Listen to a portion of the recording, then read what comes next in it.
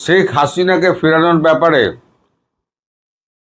এবার আমেরিকার পাশাপাশি ইসরায়েলও মাঠে নেমে পড়ল। ইসরায়েলের হুমকি হচ্ছে, তাদের কাছে খবর আছে এবং নির্দিষ্ট তথ্যাবলী রয়েছে যে বাংলাদেশে হামাস লুকিয়ে আছে এবং গোপনে তারা কাজকর্ম চালাচ্ছে।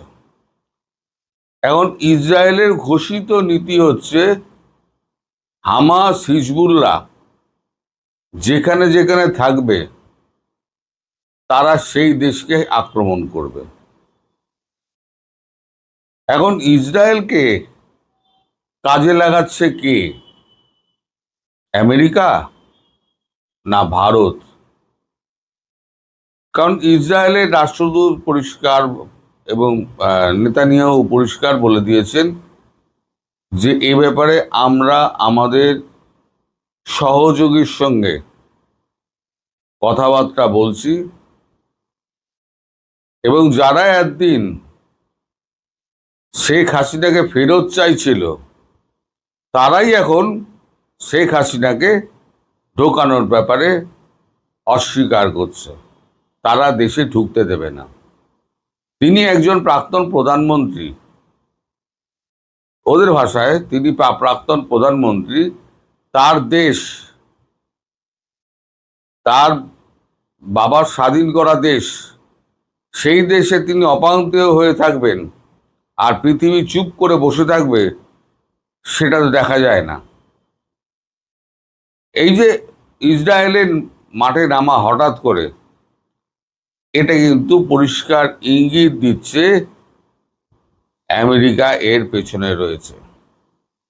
ভারত আছে কিনা আমি বলতে পারবো না, কিন্তু ভারতের সঙ্গে কথাবার্তা ইসরায়েলের প্রধানমন্ত্রী নেতানিয়াহুর হয়েছে, সেটাও ভিডিও বার্তায় বলা হয়েছে। সেই ভিডিওটি আমি পুরোটা তুলে দিচ্ছি আপনাদের সন্তুষ্টির জন্য, যে ইসরায়েল কি কি বলছে এবং তারা কি কি পদক্ষেপ নেবে। বাংলাদেশের যে অবস্থা, বাংলাদেশের তো কোনো এয়ার ডিফেন্স নেই, আর ইসরায়েলের যে সমস্ত মিসাইল রয়েছে সেগুলো হাজার হাজার কিলোমিটার দূর অব্দি যায়, আর মারাত্মক মারাত্মক মিসাইল। ফলে ভারত আর ইসরায়েল দুটো কিন্তু তফাৎ। আজকে ইসরায়েল যেটা বলছে সেটা যদি সত্যি করে দেখায়, তাহলে পরে বাংলাদেশের অস্তিত্ব কিন্তু সংকটে পড়ে যাবে। আর বলল কখন? বলল হচ্ছে 27 তারিখ, আজকে 28, আগামীকাল 29, আজকে বোধহয় আজকে 29, বলেছে 27 তারিখ, 28 তারিখ বেরিয়েছে, আমি 29 তারিখে এটা চালাচ্ছি। আজকেই সার্জিও গর্গিও উপস্থিত হচ্ছে ঘরে।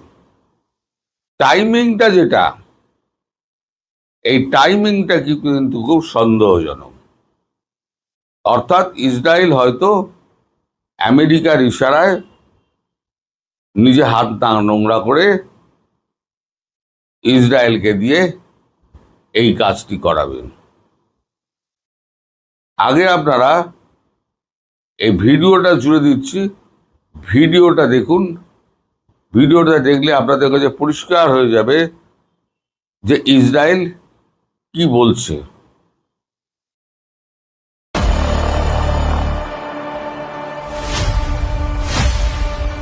इजराइल अचानक बांग्लादेश के पीछे पड़ गया है। पहली बार इजराइल ने खुलकर बांग्लादेश को अपने टारगेट पर लिया है। इजराइल बांग्लादेश के खिलाफ जानकारियां जमा कर रहा है। मोसाद की लिस्ट में बांग्लादेश का नाम जोड़ दिया गया है। पिछले कई महीनों से इजराइल बांग्लादेश के कट्टरपंथी नेताओं की मूवमेंट को फॉलो कर रहा था, उनके बयानों को ध्यान से सुन रहा था। बांग्लादेश के कट्टरपंथी इजराइल और यहूदियों को खत्म करने की बातें कर रहे थे। इसी कड़ी में भारत में इजराइल के राजदूत रुवेन अजार ने एक इंटरव्यू में पहली बार बांग्लादेश का नाम लिया है। रुवेन अजार ने कहा है कि हमें बांग्लादेश के अंदर हमास से जुड़े संदिग्ध आतंकियों की मूवमेंट दिखी है। हम बांग्लादेश Sorry. में हमास के नेटवर्क पर नजर रख रहे हैं। इजरायली राजदूत ने कहा है कि हम बांग्लादेश से जुड़ी जानकारियां इलाके में अपने क्षेत्रीय सहयोगियों के साथ साझा कर रहे हैं। आप जानते ही हैं कि इजराइल का ये सहयोगी कौन है। सबसे हैरान करने वाली बात यह है कि इजराइल अब खुलकर बांग्लादेश का नाम ले रहा है। इजराइल की मीडिया में बांग्लादेश की चर्चा शुरू हो गई है। इजराइल ने बांग्लादेश में मारे जा रहे हिंदुओं का मुद्दा तक उठाना शुरू कर दिया है। ये सारी घटनाएं बताती हैं कि इजराइल एक एक करके बांग्लादेश की तरफ कदम बढ़ा रहा है। इजराइल बांग्लादेश में ऑपरेशन की तैयारी कर रहा है। इसी डर से बांग्लादेश ने एक बहुत बड़ा फैसला लिया है। बांग्लादेश ने एक बड़ा डिप्लोमेटिक फैसला करते हुए अपने पासपोर्ट से इजराइल जाने पर फिर पाबंदी लगा दी है। बांग्लादेशी पासपोर्ट में एक्सेप्ट इजराइल यानी इजराइल को छोड़कर वाला वाक्य फिर से जोड़ दिया गया है। आपको बता दें कि शेख हसीना के समय करीब 6 साल पहले बांग्लादेश ने अपने पासपोर्ट से इजराइल को छोड़कर वाला वाक्य हटा दिया था, लेकिन अब इसे फिर से जोड़ दिया गया है। बांग्लादेश को डर है कि इजराइल अपने एजेंट्स ढाका में प्लांट कर सकता है। इसके अलावा इजराइल शेख हसीना का साथ दे सकता है। आपको बता दें कि शेख हसीना ने ऐलान किया था कि वो दिसंबर में बांग्लादेश वापस जा रही है। हैरानी की बात देखिए कि अभी तक तो बांग्लादेशी ये मांग कर रहे थे कि हमें शेख हसीना वापस चाहिए, लेकिन अब अचानक बांग्लादेशियों ने ये बोलना शुरू कर दिया है कि हम शेख हसीना को देश में नहीं घुसने देंगे। জামাতি এবং জিহাদিদের খুশি করতে সেই আবার মানে ইসরায়েলকে পাসপোর্ট থেকে বাদ দিয়ে দিয়েছে। এটা হচ্ছে একটা ইসরায়েলের রাগ। তাছাড়া হামাসকে জায়গা দিয়েছে, হুতিকে জায়গা দিয়েছে। মানে পৃথিবীর যত অশুভ শক্তি সব সমন্বয় ঘটেছে হচ্ছে বাংলাদেশ। এদিকে ব্রিক্সের কান্ট্রি যেগুলো আছে, ব্রাজিল আছে, রাশিয়া আছে, ইন্ডিয়া আছে, চায়না আছে, সাউথ আফ্রিকা ভারতের পাশে, ওদিকে আপনার ইটালি, জার্মানি, ফ্রান্স তো আরো এগিয়ে বলেছে দরকার হলে আমরা রণতরী পাঠিয়ে দেবো। আচ্ছা, তারপর আপনার নেদারল্যান্ড, জার্মানি,